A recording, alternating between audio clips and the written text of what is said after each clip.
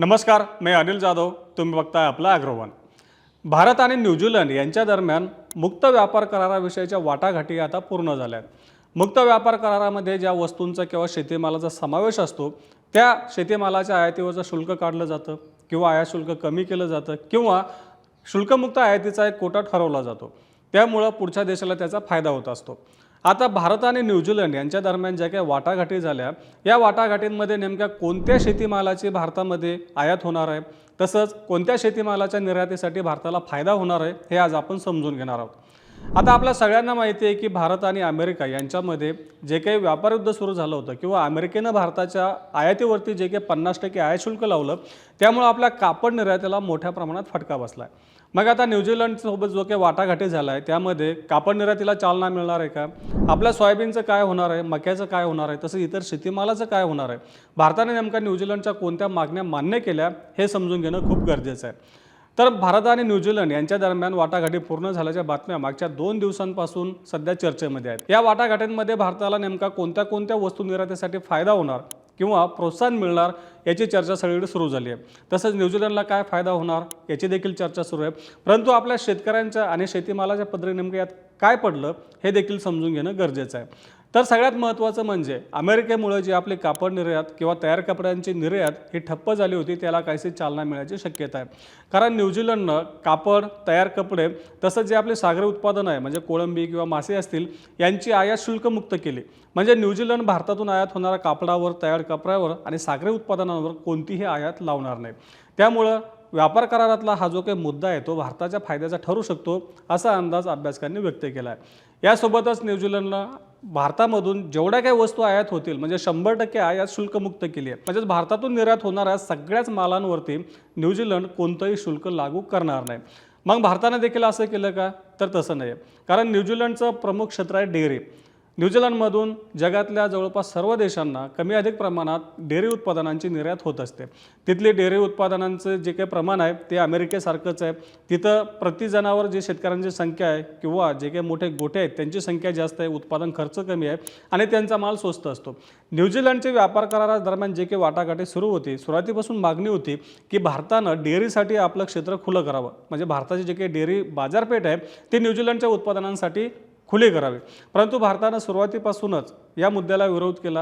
भारतानं सुरुवातीपासून सांगितलं होतं की डेअरी क्षेत्र आम्ही खुलं करणार नाही आणि शेवटी भारताची ही मागणी मान्य झाली आणि भारत सरकारनं डेअरी क्षेत्र न्यूझीलंडच्या उत्पादनांसाठी खुलं केलं नाही. तसंच आपलं जे काही इतर शेतीमालाचं क्षेत्र आहे म्हणजे सोयाबीन आहे, मका आहे किंवा फळं आहे, भाजीपाला आहे यापैकी देखील कुठलंही क्षेत्र न्यूझीलंडच्या मालासाठी खुलं करण्यात आलं नाही. तरी देखील सफरचंद असतील, ब्लूबेरीज असतील अशा उत्पादनांच्या आयातीला काही प्रमाणात मान्यता देण्यात आली आहे.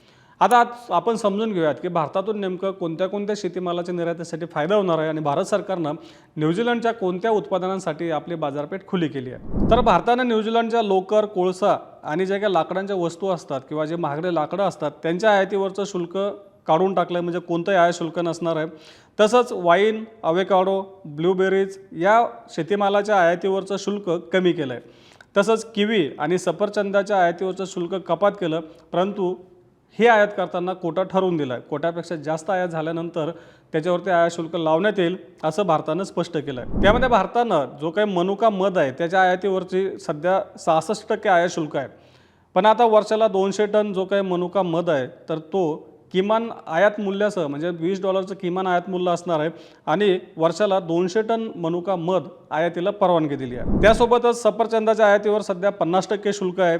पण आता भारतानं वर्षाला 32,500 टन शुल्कमुक्त आयातीचा कोटा दिला आहे.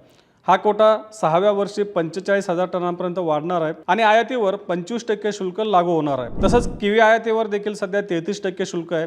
मात्र आता पहिल्या वर्षी म्हणजे करार झाल्यानंतर पहिल्या वर्षी 6,250 टन एवढा शुल्कमुक्त आयातीचा कोटा दिला आहे. 6व्या वर्षी हा कोटा वाढून 15,000 टन होईल. पण $1.80 प्रति किलो एवढे किमान आयात मूल्य असेल. म्हणजे यापेक्षा कमी दरामध्ये भारतात किवीची आयात होणार नाही. आता नेमकं भारतातून सगळ्या वस्तूंची निर्यात होणार आहे त्याच्यावर न्यूझीलंड कुठलंच आयात शुल्क लावणार नाही. तसंच भारत सरकारनं आतापर्यंत नेमकं कोणत्या वस्तूंची आयात शुल्क मुक्त केली आयात शुल्क कुठल्या वस्तूंवरचं कमी केलं आणि आयातीचा कोटा नेमका कोणत्या वस्तूंसाठी शेतीमालासाठी दिला ते देखील बघितलं। मग या व्यापार करारातून नेमका कोणकोणते शेतीमाल किंवा कोणकोणत्या वस्तू वगळण्यात आल्या ते देखील बघूयात। याच्यामध्ये भारतानं डेअरी क्षेत्र खुले करावं न्यूझीलंडची मागणी होती, परंतु ते मान्य केले नाही, म्हणजे डेअरीला देखील वगळण्यात आलं।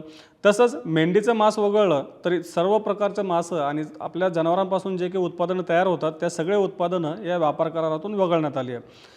तसंच कांद्यासह आपले भाजीपाला, हरभरा, वाटाणा, मका, बदाम इत्यादी शेतीमाल, तसंच साखर, कृत्रिम मध, पशुधन तसंच तेल या वस्तूंना या व्यापार करारातून वगळण्यात आलं। म्हणजे ना भारत सरकारनं आयात शुल्क कमी केलं किंवा कोटा दिलाय, तसंच न्यूझीलंडनं देखील तसं केलं नाही आहे।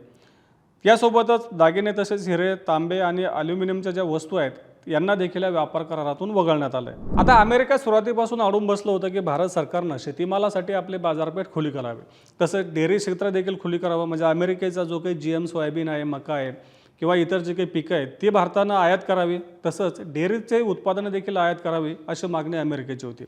भारत सरकार हे मान्य करायला तयार नाही, त्यामुळं या दोन्ही देशांमधला व्यापार करार किंवा वाटाघाटी अजून पूर्ण झालेला नाही असं दिसतंय।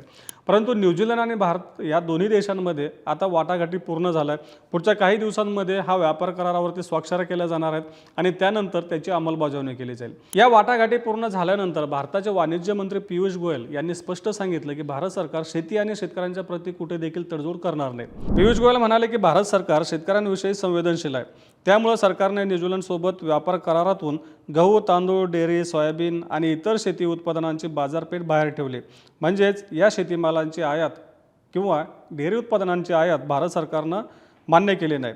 सरकार शेती आणि डेअरीची बाजारपेठ खुली करणार नाही असं पियुष गोयल यांनी स्पष्टपणे सांगितलं आहे। आता पुढच्या काही दिवसांमध्ये कदाचित भारत आणि अमेरिका यांच्यामधल्या जे काही व्यापाराच्या वाटाघाटी त्याची देखील माहिती पुढे येण्याची दाट शक्यता आहे। काही जाणकारांच्या मते वाटाघाटी अंतिम टप्प्यात आला आहे, तर काही ठिकाणाहून जे काही माहिती आली त्यांच्या मते अजूनही काही मुद्द्यांवरून, विशेषतः शेतीच्या मुद्द्यांवरून वाटाघाटी अडलेल्या आहेत। आता या पुढच्या टप्प्यात भारत आणि न्यूझीलंड यांच्यामधला जे काही व्यापार करार झाला त्याचा नेमका आपल्या शेतकऱ्यांना काय फायदा होईल हे आता आपण बघितलेलं आहे। सगळ्यात महत्त्वाचा फायदा म्हणजे कापूस आणि कापडाच्या संदर्भातला आहे की ज्याची निर्यात सध्या कमी झालं सांगितलं जातं आहे। अमेरिकेनं 50% आयात शुल्क लावलं, परंतु आता न्यूझीलंडची बाजारपेठ खुली होणार आहे। मग नेमका याचा कितपत फायदा होतो, आपल्याकडून नेमकं न्यूझीलंडला किती निर्यात होऊ शकते याची माहिती आपण नंतरच्या टप्प्यात घेतच राहू। रोज सायंकाळी 8 वाजता मार्केट इंटेलिजन्सच्या सेगमेंटमधून आपण शेतीमालाचा बाजारभाव, सरकारची धोरणं यांचा आढावा घेत असतो। त्यासाठी आपल्या ॲग्रोवनच्या चॅनलला नक्की सबस्क्राईब करा आणि हा व्हिडिओ जास्तीत जास्त शेतकऱ्यांपर्यंत पोहोचवण्यासाठी लाईक आणि शेअर करायला विसरू नका।